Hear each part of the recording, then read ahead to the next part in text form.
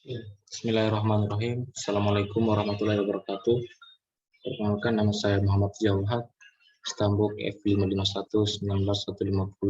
Pada kesempatan kali ini, saya akan menjelaskan, mempresentasikan hasil resume jurnal, 3 jurnal untuk memenuhi tugas UTS mata kuliah digital forensik dari Ibu Zahira. Kita langsung saja. Di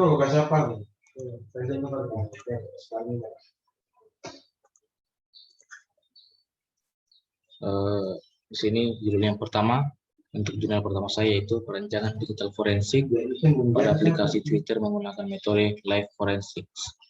Kemudian pada pendahuluan di dalam jurnal tersebut, yaitu di mana pengaruh teknologi memberikan kemudahan kepada manusia dalam hal komunikasi. Selain itu, terdapat dampak positif, kemajuan teknologi informasi dan telekomunikasi yang juga memberikan dampak negatif juga, yaitu banyaknya kejahatan yang berkaitan dengan aplikasi internet. Nah, media sosial Twitter adalah salah satunya, salah satu di mana bagian yang digunakan sebagai penghubung komunikasi antara manusia di dunia cyber. Kemudian, mudahnya dalam menggunakan media sosial Twitter membuat akun Twitter semakin meningkat sehingga memunculkan akun palsu yang selain digunakan untuk berkomunikasi juga digunakan untuk menuliskan berita tidak benar, penipuan, dan juga penghinaan terhadap seseorang sehingga pada akhirnya merugikan banyak pihak.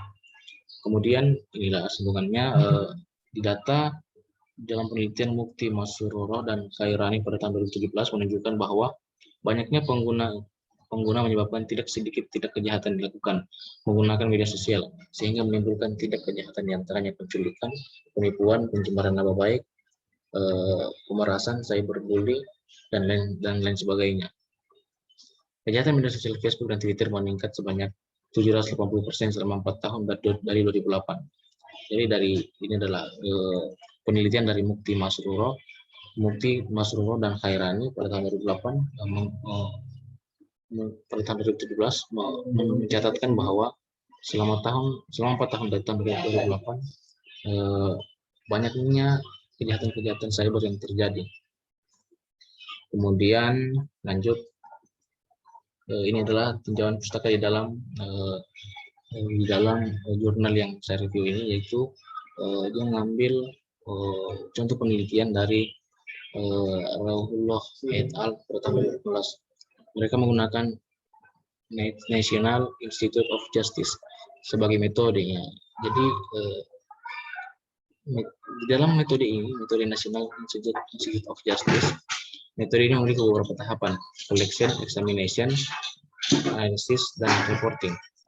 Berikut dijalankan menggunakan perangkat lunak, tools FTK Imager, sebagai bahan pendukung untuk mengetahui keamanan masing-masing pada media sosial Facebook, Twitter, dan Instagram. Dalam meyakinkan bahwa akun media sosial Facebook, Twitter, dan Instagram menjadi nilai yang mempresentasikan string asli atau akun asli rekam, warning data, dan hash data fungsi. Kemudian, menurut dari tinjauan pustaka tadi, maka setiap dalam penelitian ini, peneliti menggunakan proses investigasi metode analisis forensik National Institute of Justice atau NIJ.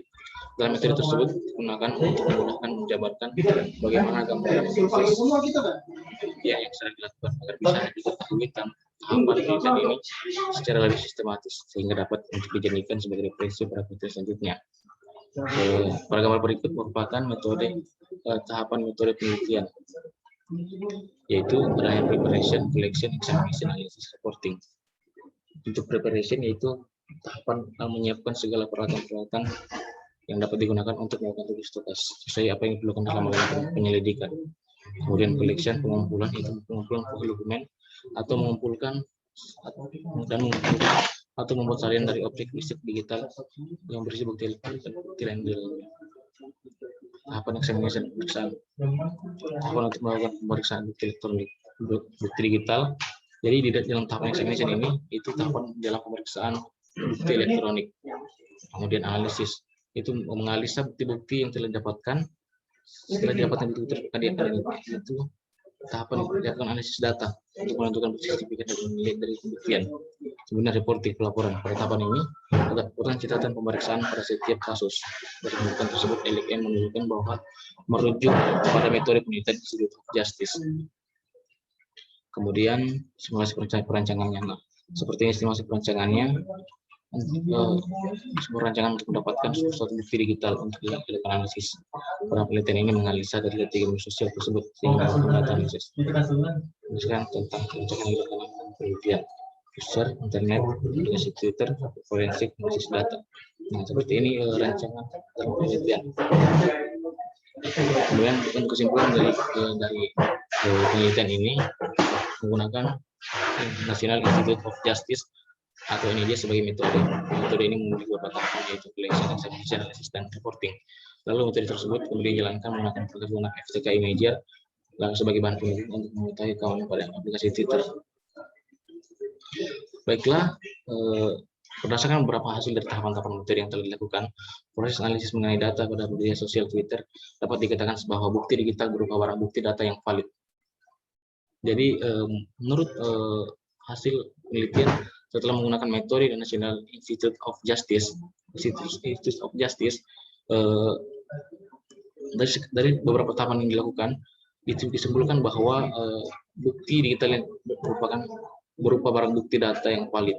Jadi, bukti digital yang didapatkan dalam kejahatan forensik dapat disimpulkan merupakan suatu barang bukti yang valid atau bisa dipertanggungjawabkan. Terima kasih. Kemudian kita lanjut ke jurnal kedua. Jurnal kedua yaitu analisis forensik deteksi keaslian metadata video menggunakan EXIF tool.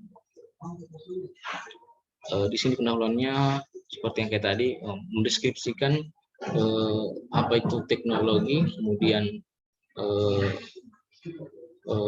banyaknya kejahatan yang digunakan yang menggunakan komputer dalam bidang video editing.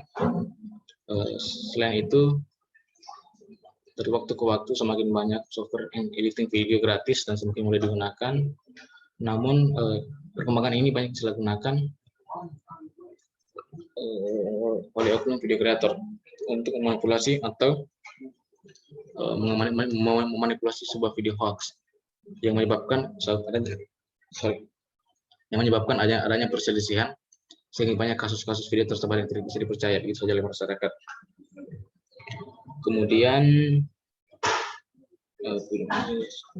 inilah video editing merupakan suatu proses memilih atau menyunting gambar dari hasil syuting dengan cara memotong gambar yang sesuai. Saat ini banyak software yang bisa digunakan untuk editing video, contohnya software ini. Kemudian pemalsuan merupakan suatu sini dijelaskan bahwa pemalsuan merupakan suatu tindakan memodifikasi dokumen, produk, gambar atau video di antara media lain. Video yang sangat mudah diedit dan dipalsukan ini membuat banyak para oknum yang tidak bertanggung jawab merusak keaslian video dan menyebar video ke sosial media, sehingga informasi atau pesan pada video itu berubah keasliannya. Kemudian metadata merupakan informasi tambahan yang terdeskripsikan tentang sebuah data tertentu. Misalnya sebuah video memiliki metadata yang menginformasikan berapa besar profil video, kedalaman warnanya, resolusinya, dan kapan dibuat, dan sebagainya. Contoh lain, metadata sebuah dokumen teks berisi informasi tentang seberapa panjang dokumen tersebut, siapa yang membuat, kapan ditulis, dan ringkasan isinya. Lalu, adapun metadata pada halaman website adalah bagian yang dituliskan pada tag meta di bagian header halaman web, kemudian misalnya deskripsi singkat tentang website dan keywordnya. Lalu dari data belakang tersebut, peneliti melakukan penelitian ini yaitu analisis. Dari latar belakang di atas tadi, peneliti ini melakukan penelitian menggunakan analisis forensik deteksi keaslian metadata video. Dalam penelitian ini menggunakan tools EXIF tool, diharapkan dapat memudahkan dalam memahami karakteristik metadata file secara umum pada keaslian video dan memudahkan pencarian file-file berdasarkan korelasi metadata file tersebut. Kemudian tinjauan pustaka merujuk pada beberapa penelitian sebelumnya, yaitu salah satunya yaitu dari yang sama dilakukan oleh Dewi Yunitasari, Yudi Prayudi, Bambang Sugiantoro pada tahun 2017. Lalu ada penelitian dari Mohsubli, Bambang Sugiantoro, dan Budi Prayudi pada tahun 2017.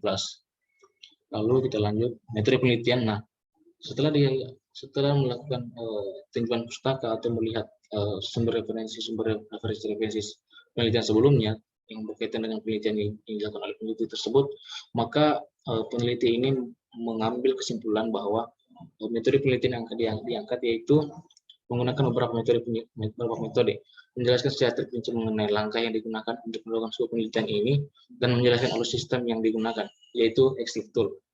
Berikut alur sistem yang digunakan pertama yaitu ada start, kemudian input video asli, kemudian input video editan, kemudian dalam video asli turun lagi ke proses di video, proses menggunakan video exit tool, lalu hasilnya dan dianalisa, analisasi metadata asli video, begitu juga pada editan di video proses menggunakan exit tool, lalu analisa hasil metadata video bajak not editan, lalu dilakukan hasil perbandingan hasil forensik metadata video asli dengan video bajakan atau editan, kemudian selesai.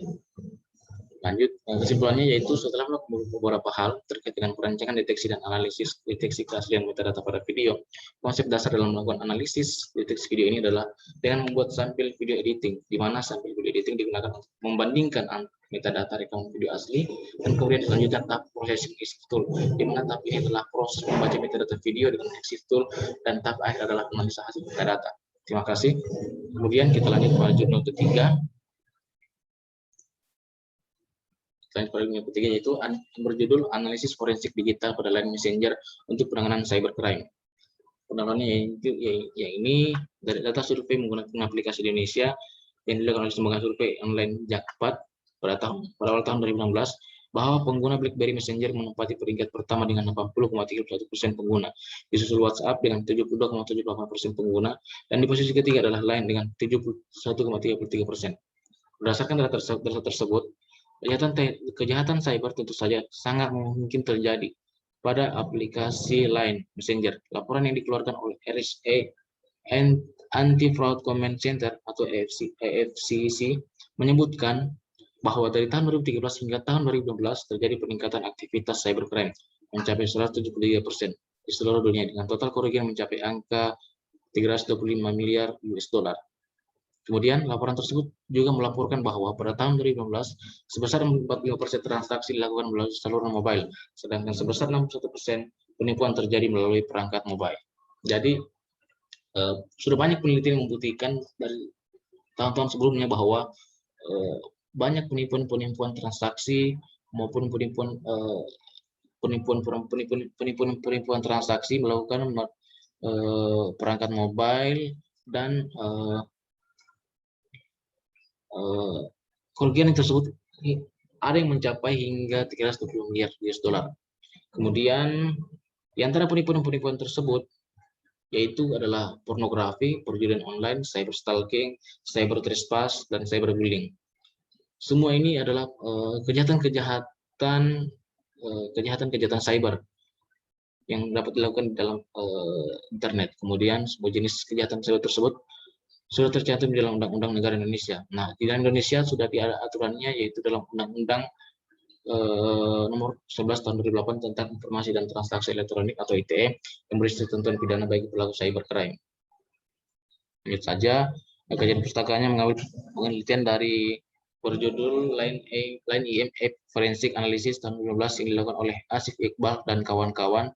Kemudian berjudul Forensic Analysis of WhatsApp Messenger on Android Smartphones tahun 2014, lalu merujuk pada penelitian analisis Instant Messenger Application on Android Device tahun 2013 yang dilakukan oleh Aditya Mahajan dan DKK dan kawan-kawan.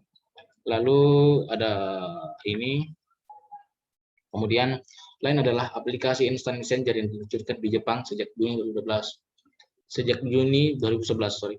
Aplikasi Line menggunakan sistem nomor telepon seluler yang penggunanya sebagai basis untuk saling berhubungan.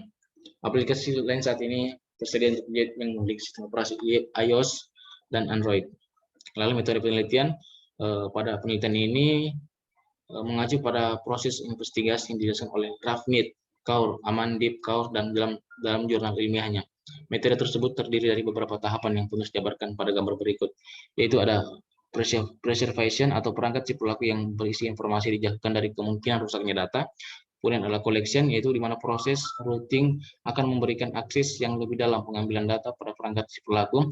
Kemudian ada proses recovery dengan menggunakan tool cyberbullying yang dapat diidentifikasi. Kemudian ada analisis, yaitu analisis berupa penggambaran proses investigasi, pengambilan bukti, dan identifikasi bukti digital pada kasus cyberbullying.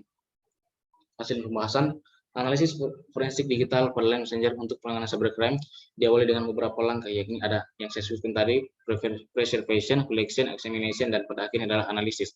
Analisis yang dihasilkan merupakan gambaran dari semua proses investigasi. Proses investigasi dilakukan pada perangkat pelaku. Hasil yang diharapkan dari penelitian ini adalah proses investigasi yang baik dan terangkatnya bukti digital pada line messenger di perangkat smartphone Android. Proses collection atau pengumpulan data diawali dengan routing menggunakan tool Zenfone Rootkit untuk mempermudah pengangkatan data-data yang ada di dalam perangkat Android. Kemudian perangkat Android yang telah di-root, di-recovery menggunakan tool Camas Lite atau AF Logical. Kemudian diharapkan data-data yang di-recovery tadi dapat menunjukkan file percakapan pada aplikasi lain yang berupa teks maupun gambar. Baiklah, terima kasih. Itulah sedikit pemaparan dari saya, kurang dan lebihnya mohon dimaafkan. Wabillahi taufiq wal hidayah. Assalamualaikum warahmatullahi wabarakatuh.